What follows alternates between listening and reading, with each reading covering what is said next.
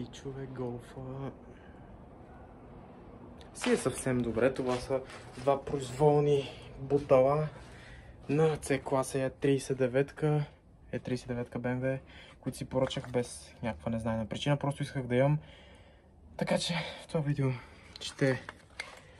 ще ги изчистим и ще ги превърна в сувенирчета. Да си имам просто, да. Ще ги почистим от маслото и тън. Това човека, който ми ги доставя, пича, просто ми ги даде. Е така, пича беше. Ето. Никакви пликчета, нищо.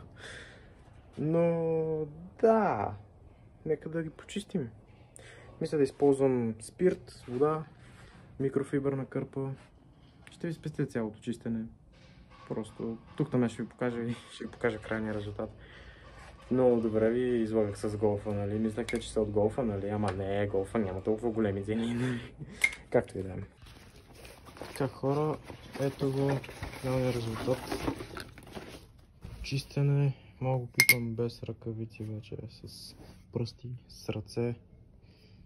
Спестих ви общо скучната част, но ще ви кажа какво направих. Значи, общо взето подложих му един вестник.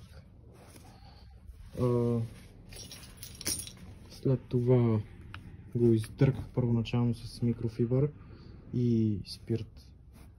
Го изчистих. След това го шкурих отгоре с шкурка, отстрани, тук, долу. То се вижда къде съм го шкурил. Тук е общо от самото бутало. И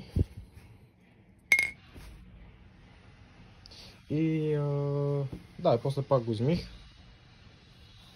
И го изчистих и готово. Общо взето това е. От Mercedes C класата. Мисля, че беше W203. 180C. Двойка мотор, нещо от този сорт.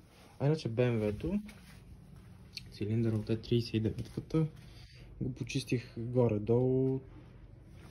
Не искам да го пипам много, не е много чист.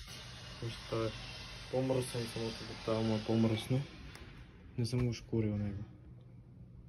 Но да, това е по-голямо като цяло и ме мързеше. Така че да, общо взето, това беше. Сега това мога да си го сложа някъде като сувенирче. Айде, чао!